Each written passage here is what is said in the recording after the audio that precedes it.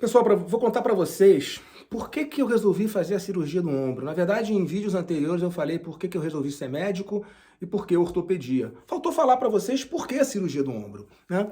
Se você perguntar para mim, eu comecei a perceber o ombro quando eu estava no meu segundo ano de residência médica, no Hospital da Polícia Militar, no Rio de Janeiro. Ali eu vi o seguinte, poxa, as pessoas tratam o joelho, o quadril, as fraturas de uma forma tão corriqueira e o ombro é meio que uma coisa meio que abandonada. E aí era aquela época que todos os diagnósticos eram bursite do ombro. Eu falei, não é possível, pô, uma articulação tão complexa. Quando eu estudei anatomia, eu vi que o ombro tinha tanta complexidade. Não é possível que tudo seja bursite. E claro, como uma pessoa nova, eu comecei a perceber que, na verdade, as pessoas não entendiam muito o que era um ombro. Eu brinco muito que no meu fellowship em 1992, nos Estados Unidos, eu conheci um coreano que falava que na Coreia do Sul, todo o diagnóstico de ombro era ombro congelado. Era o chamado frozen shoulder. Eu falei, curioso, aqui no Brasil tudo é bursite.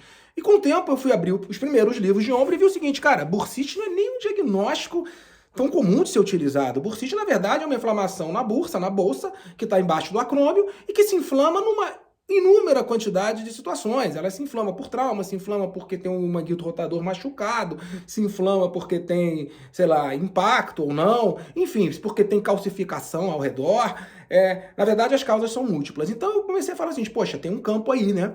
E conversando com o Dr. João Mateus, que foi um dos meus preceptores de residência médica, ele foi o primeiro a falar, Michel, esse campo aí tá aberto, cara. Esse aí é um local para você estudar. E eu comecei desde o segundo ano a estudar por conta própria. Então eu comprei o livro do Dr. Charles Neer, o livro do Dr. Carter Rove, comecei a me interessar nos grandes nomes que existiam. Curiosamente, em 1991, na transição de 90 para 91, eu fui para o Congresso da Academia Americana em Anaheim, na Califórnia, o AOS, que eu ia todo ano. E nessa época, o meu sócio, Luiz Antônio Martins Vieira, cirurgião de joelho, pediu para ver se eu conseguia comprar uma fibra ótica, né, e um artroscópio. E naquela época o hospital não tinha, então o médico que fazia com o olho, tudo muito rudimentar, né?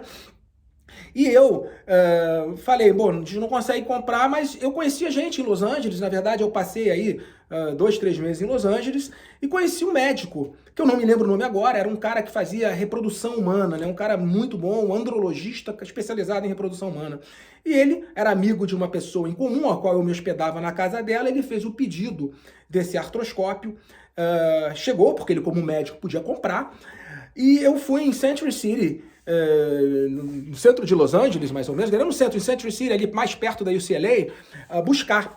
E ele, muito simpático, me recebeu com uma conversa, falou, poxa, você é estudante de medicina, acabou de se formar, está fazendo tua residência, queria entender muito bem como era no Brasil, porque é diferente, o Brasil são 6 anos de medicina, 3 de residência e um R4, enquanto nos Estados Unidos o cara faz 4 anos de college, depois faz 4 anos de med school, e aí vai para ortopedia, são 5 anos de residência, então ele queria entender o cenário.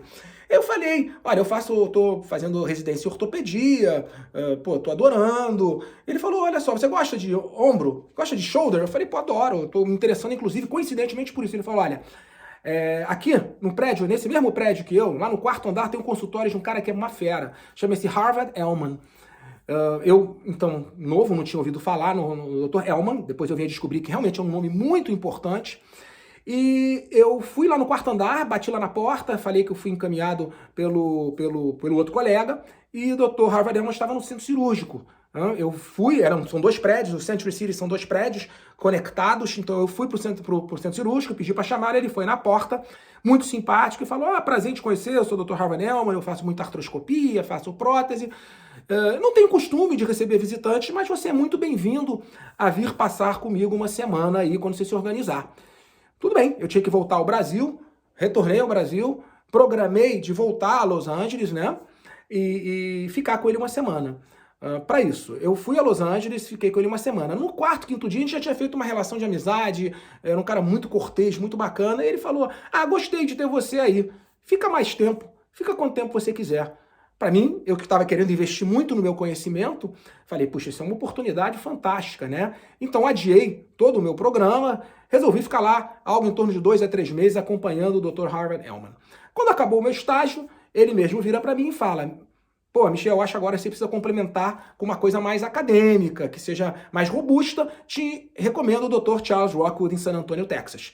E, novamente, eu com sede de aprendizado, resolvi ir lá e bolei, fiz uma carta, peguei cartas de recomendação, peguei 2 cartas de recomendação, do Dr. Harvard Ellman deu uma, do Dr. Melvin Poulsen, ambos são falecidos, 2 grandes ícones da cirurgia do ombro no mundo, e eu fui pro Dr. Charles Rockwood em 1992, isso aí, 91 em Los Angeles, 92 em San Antonio, Texas, onde eu fiz um fellowship de 6 meses aprendendo a cirurgia do ombro.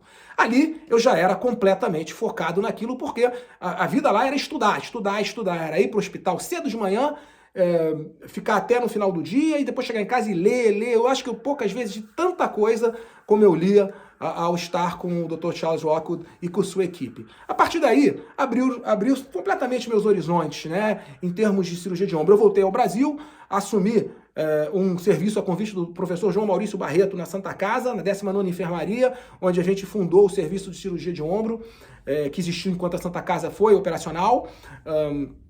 Muito bacana, e pudemos desenvolver um trabalho com todas as dificuldades e as carências, e nisso eu já era completamente um cirurgião de ombro, dentro das sociedades, participante.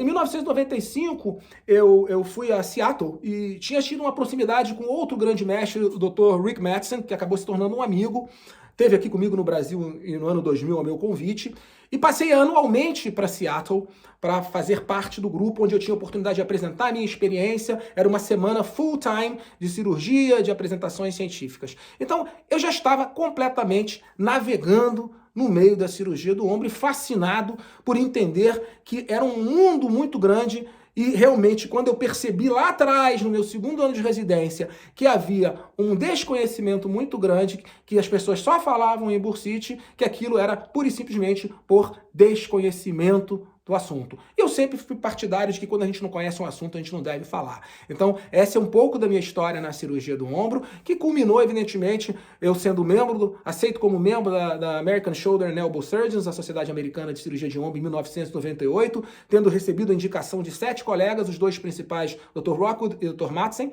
que, para quem não sabe, são autores de um dos maiores livros, o The Shoulder, e em 2009 atingindo a presidência da Sociedade Brasileira de Cirurgia de Ombro e Cotovelo na cidade do Rio de Janeiro. Quando eu já morando lá, atingi esse objetivo já quando morava lá. Então, pessoal, um pouco da minha história para vocês aí, por que eu virei cirurgião de ombro.